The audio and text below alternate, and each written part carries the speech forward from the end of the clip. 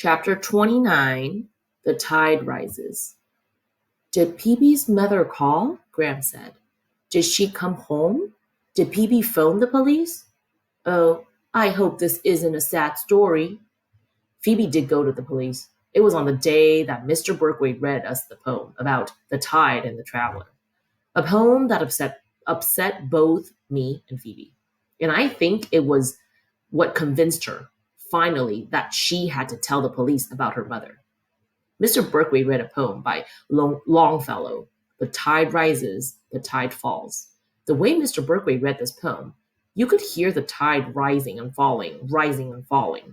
In the poem, a traveler is hurrying towards a town, and it is getting darker and darker. And the sea calls to the traveler. Then the waves, with their soft white hands, wash out the traveler's footprints. The next morning, the day returns, but never more. Returns the traveler to the shore. And the tide rises, the tide falls. Mr. Berkwaite asked for reactions to this poem.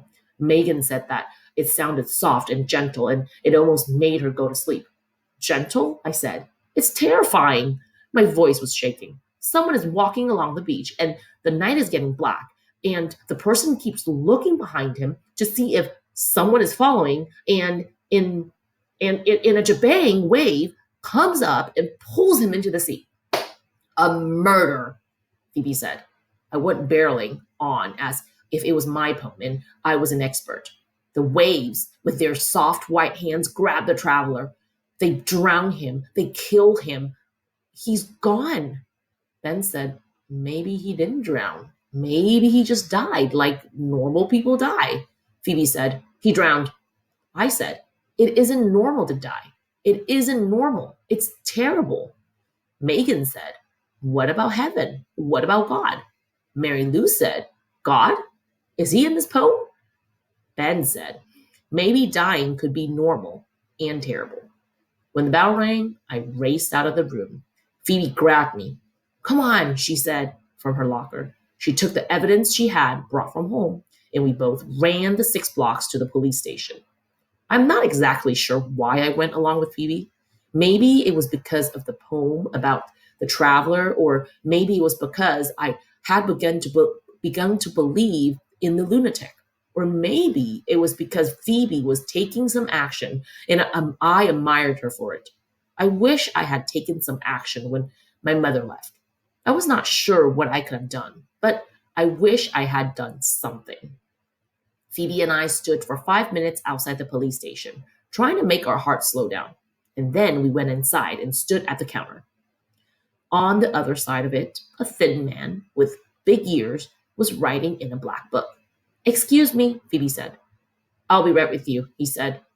This is absolutely urgent. I need to speak to someone about a murder, Phoebe said. He looked up quickly. A murder?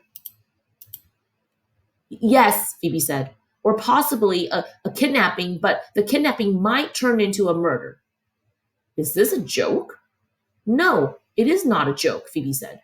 Just a minute, he whispered to a plump woman in the dark blue uniform.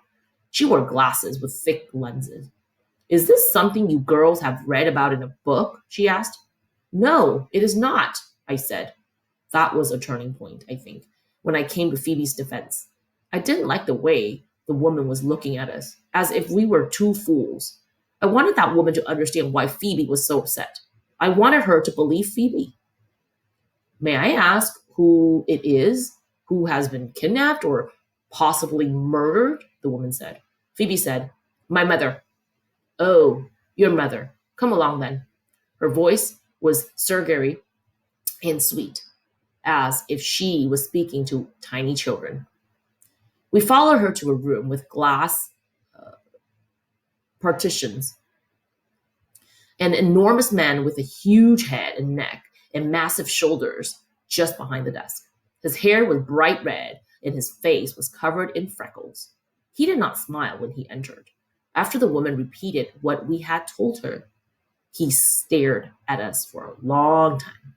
His name was Sergeant Bickle, and Phoebe told him everything she explained about her mother disappearing and the note from Mrs. Cadaver and Mrs. Cadaver Mrs. Cadaver's missing husband and the rhododendron, and finally about the lunatic and the mysterious messages. At this point, Sergeant Bickle said, "What sort of messages?" Phoebe was prepared.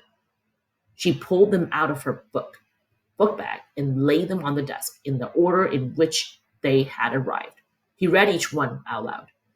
"Don't judge a man until you've walked 2 moons in his moccasin.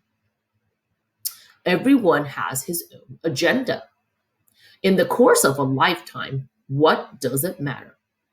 You can keep the birds of sadness from flying over your head, but you can't keep them from nesting in your hair."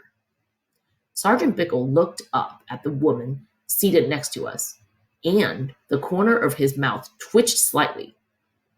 "To Phoebe," he said, "and how do you think these are related to your mother's disappearance?" "I don't know," she said. "That's what I want you to find out." Sergeant Bickle asked Phoebe to spell Mrs. Cadaver's name. "It means corpse." Phoebe said, "Dead body." "I know. Is there anything else?" Phoebe pulled out the envelope with the unidentifiable hair strand. "Perhaps you could have these analyzed," she suggested. Sergeant Bickle looked at the woman, and again the corners of his mouth twitched slightly. The woman removed her glasses and wiped the lenses. They were not taking us seriously, and I felt my ordinary donkey self waking up. I mentioned the potential blood spots that Phoebe had marked with adhesive tape. "But my father removed the tape," Phoebe said. Sergeant Bickle said, "I wonder if you would excuse me a few minutes." He asked the woman to stay with us, and he left the room. The woman asked Phoebe about school and about her family. She had an awful lot of questions. I kept wondering where Sergeant Bickle had gone and when he was coming back. He was gone for over an hour. There were 3 framed pictures on Sergeant Bickle's desk, and I tried to lean forward to see them, but I couldn't. I was afraid the woman would think I was nosy. Sergeant Bickle finally returned. Behind him was Phoebe's father. Phoebe looked extensively relieved, but I knew it was not a coincidence that her father was there. "Miss Winterbottom," Sergeant Bickle said, "your father is going to take you and your friend home now." "But," Phoebe said, "Mr. Winterbottom, we'll be in touch. And if you would like me to speak with Mrs. Cadaver." "Oh, no," Mr. Winterbottom said. He looked embarrassed. "Really, that won't be necessary. I do apologize." We followed Mr. Winterbottom outside. In the car, he said nothing. I thought he might drop me off at my house, but he didn't. When we got to their house, the only thing he said was, "Phoebe, I'm going to talk with Mrs. Cadaver. You and Sal wait here." Mrs. Cadaver was unable to give him any more information about Phoebe's mother's call. All Mrs. Winterbottom had said was that she would phone soon. "That's all?" Phoebe asked. "Your mother also asked Mrs. Cadaver how you and Prudence were. Mrs. Cadaver told her that you and Prudence were fine." "Well, I am not fine," Phoebe said. "And what does Mrs. Cadaver know anyway? And besides, Mrs. Cadaver is making the whole thing up. You should let the police talk to her. You should ask her about the rhododendrons. You should find out who this lunatic is.